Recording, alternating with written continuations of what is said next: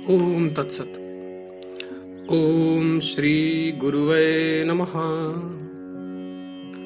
ओम श्री परमात्मने नमः। योग वशिष्ठ। श्री भगवान के द्वारा अर्जुन के प्रति जीवन मुक्त अवस्था और जगत रूप चित्र का वर्णन एवं वासना रहित और ब्रह्म स्वरूप होकर स्थित रहने का उपदेश तथा इस उपदेश को सुनकर तत्व ज्ञान के द्वारा अर्जुन की अविद्या सहित वासना का और मोह का नाश हो जाना। भगवान श्री कृष्ण ने कहा,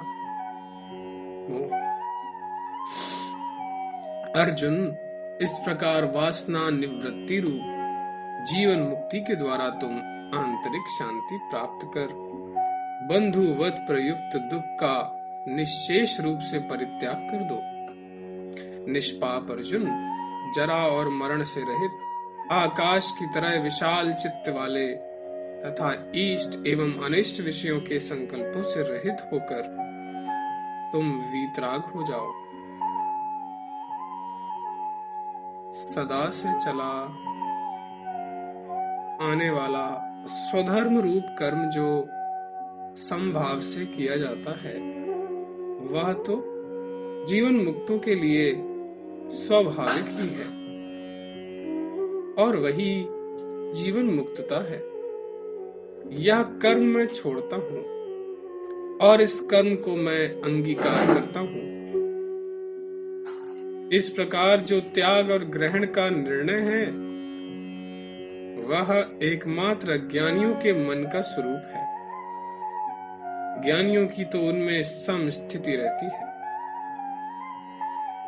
जिसकी इंद्रियां कछुए के अंगों की भांति इंद्रियों के विषयों से हटकर अंतःकरण में स्थिर हो जाती हैं, वही स्थित प्रज्ञ और जीवन मुक्त है। कमल नयन, वास्तव में यह संसार आकाश से भी बढ़कर वैसे ही शून्य रूप है जैसे स्वप्न में क्षण मात्र में चित्त में होने वाले तीनों लोकों का नाश और उत्पत्ति। यह तुम जानो, क्योंकि आत्मा, मन और उसका कार्य यह बाह्य एवं अभ्यंतर, क्योंकि आत्मा, मन और उसका कार्य यह बाह्य एवं अभ्यंतर संपूर्ण जगत स्वप्न की तरह शून्य है, असत ही है। यह सब चिरकालिक मनोराज्य है। इसलिए अज्ञानी मनुष्यों को इसमें सत्यत्व की प्रतीति होती है, किंतु वह सत्यत्व की प्रतीति तत्व ज्ञान रूप आलोक से नष्ट हो जाती है। चित्त रूपी चितेरे के चित्र में अवस्थित त्रिभुवन आदि विचित्र मूर्तियां आधारभूत भीत के न रहने से बाहर आकार रहित यानी मिथ्या ही है। अर्जुन, वास्तव में ना तो उन चित्त कल्पित मूर्तियों का अस्तित्व है और न तुम्हारे शरीर का ही अस्तित्व। इसलिए कौन किससे मारा जाता है। अतः नाश्य नाशक का मोह छोड़कर तुम निर्मल बनकर ब्रह्म रूप परम पद में स्थित हो जाओ। अर्जुन, जैसे एकमात्र चित्त में रहने वाला मनोराज्य रूप चित्र आकार वाला प्रतीत होता हुआ भी वास्तव में शून्य रूप होने से असत ही है, वैसे ही यह जगत भी शून्य स्वरूप है। यह तुम जानो। अर्जुन, मन ही क्षण को कल्प कर देता है और असत को उत्पन्न कर देता है। यह जो मन के विषय में आश्चर्य है, वह तो बहुत ही थोड़ा है। उससे भी बढ़कर तो आश्चर्य यह है कि वह असत जगत को भी शीघ्र सद्रूप कर देता है। इसलिए यह जगत रूप भ्रांति इस प्रकार के आश्चर्य पैदा करने वाले मन से ही उत्पन्न हुई है। क्षण भर के लिए ही अज्ञानवश चित्र विचित्र स्वरूप प्रतीत हुआ, जो यह मनोराज्य है, वही दृश्यमान इस प्रपंच जाल के रूप में प्रतीत होता है। यद्यपि ज्ञानियों की दृष्टि में स्वतः नित्य मुक्त आत्मा में अध्यस्त और एकमात्र कल्पना से उत्पन्न होने के कारण प्रतीति काल मात्र स्थायी या तुच्छ जगत क्षणिक ही है। तथापि इसी क्षणिक जगत के विषय में इसके वास्तविक स्वरूप से अपरिचित अज्ञानी लोगों ने वज्रसार की तरह दृढ़ कल्पना कर रखी है, अर्थात इस असत जगत को सत्य मान रखा है। अहो, अत्यंत आश्चर्य है कि यह उज्जवल चित्र आधार के बिना ही उत्पन्न होकर सामने दिखलाई दे रहा है। यह जगत रूप चित्र भली भांति लोगों का अनुरंजन करने वाला है और दृष्टि, मन आदि को भी लुभाने वाला है। यह नाना प्रकार के प्राणियों से युक्त है, अद्भुत है, आकाश के समान शून्य रूप है और नाना प्रकार के विलासों से वेष्टित भी है। इस प्रकार के इस जगत रूप चित्र का शीघ्र ही अद्भुत चित्रों का निर्माण करने में समर्थ चित्र रूप चित्रकार ने आकाश में ही चित्रण किया है।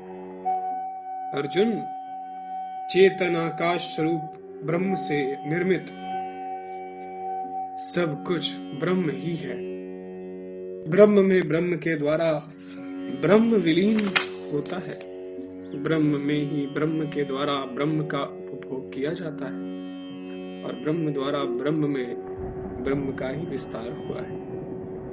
जैसे प्रतिबिंब अपने आधार दर्पण में प्रतीत होता है, वैसे ही यह जगत भी अपने आधार ब्रह्म में ही प्रतीत होता है।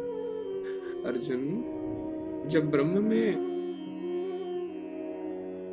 ब्रह्म में प्रतिभासित छेदन, भेदन आदि संपूर्ण व्यवहार और उनका विषय जगत, ये सब ब्रह्म से अभिन्न होकर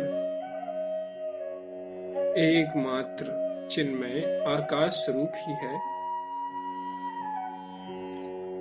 तब किस कर्ता या करण से, किस प्रकार से, किस देश या किस काल में क्या छिन्न भिन्न किया जा सकता है।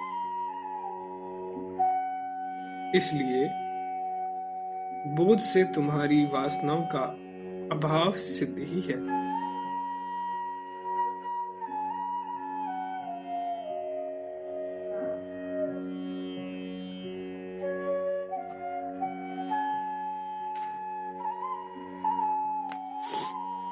जो वासना से रहित नहीं, भले ही वह समस्त शास्त्रीय कर्मों के परायण हो और समस्त सांसारिक विषयों का ज्ञाता हो, फिर भी वह वैसे ही अत्यंत बद्ध है, जैसे पिंजरे में स्थित सिंह, जिसकी चित्त रूपी भूमि में अणुमात्र भी वासना रूप बीज पड़ा रहता है। उसका संसार रूपी जंगल पुनः बढ़ जाता है जब सत्य स्वरूप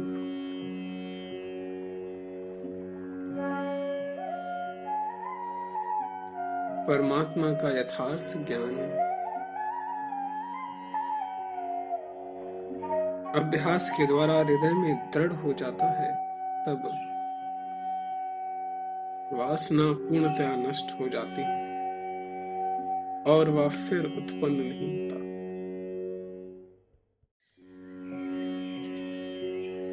वासनाओं के पूर्णतया नष्ट हो जाने पर विशुद्ध जीवात्मा सांसारिक सुख दुख आदि वस्तुओं में वैसे ही लिप्त नहीं होता जैसे पानी में कमल का पत्ता। अर्जुन, असंख्य वासनाओं से रहित तुम मुझसे सुने हुए पवित्र उपदेश को भली भांति समझकर परमात्मा में चित्त को विलीन कर भय और मोह से रहित एवं शांत निर्वाण ब्रह्म स्वरूप हुए स्थित रहो। अर्जुन ने कहा, हे अच्युत, आपकी कृपा से मेरा मोह नष्ट हो गया और मैंने स्मृति प्राप्त कर ली है। अब मैं संशय रहित होकर स्थित हूँ, अतः आपकी आज्ञा का पालन करूंगा।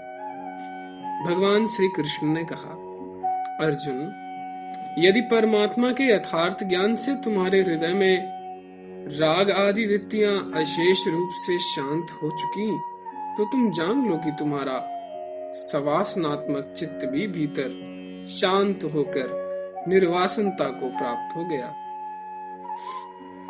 इस सत्वावस्था में सर्व स्वरूप जीवात्मा संपूर्ण वासनाओं और विषयों से मुक्त ही हो जाता है। उस जीवात्मा के यथार्थ स्वरूप को कोई भी उसी प्रकार नहीं देख सकते जिस प्रकार भूमि से आकाश में उड़कर दूर देश में गए हुए पक्षी को पार्थ मन इंद्रियों के प्रकाशक शुद्ध स्वरूप संकल्प रहित निर्विषय इस जीवात्मा को मन इंद्रियों से दूर समझो।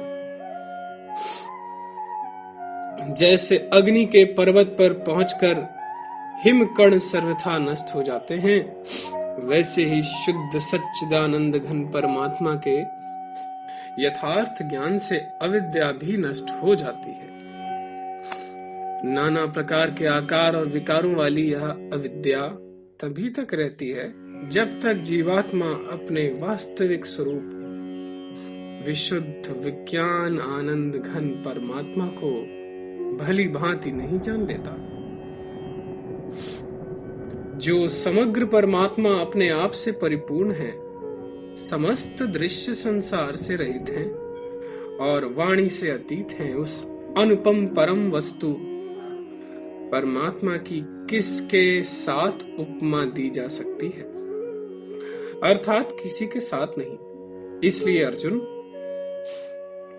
तुम अभीष्ट कामनाओं की निवृत्ति रूप युक्ति से विषयात्मक विष से उत्पन्न महामारी रूप अंतःकरण की वासना को निपुणता पूर्वक दूर कर संसार से तथा संपूर्ण भयों से रहित परमात्म स्वरूप ही हो जाओ। श्री वशिष्ठ जी कहते हैं, श्री राम, इस प्रकार उपदेश देकर त्रिलोकी के अधिपति भगवान श्री कृष्णचंद्र के क्षण भर के लिए मौन धारण कर सामने स्थित हो जाने पर वहां द्वापर युग में पांडुपुत्र अर्जुन पुनः यह वचन कहने लगे। अर्जुन ने कहा, भगवान, आप संपूर्ण लोकों का भरण पोषण करने वाले हैं। आपके वचन से मेरी यह बुद्धि शोक रहित और ज्ञान संपन्न हो गई है।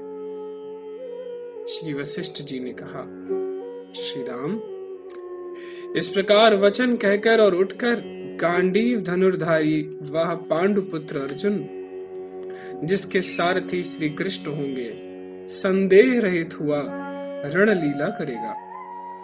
वह अर्जुन पृथ्वी को ऐसी रक्त की महानदियों से पूर्ण कर देगा जिनमें आहत हुए बड़े बड़े हाथी, घोड़े, सारथी आदि बह जाएंगे, और आकाश को भी ऐसा बना देगा कि सूर्य बाणों के तथा धूलि के समूहों से आच्छादित हो जाएगा। ओम तत्सत, ओम तत्सत, ओम तत्सत।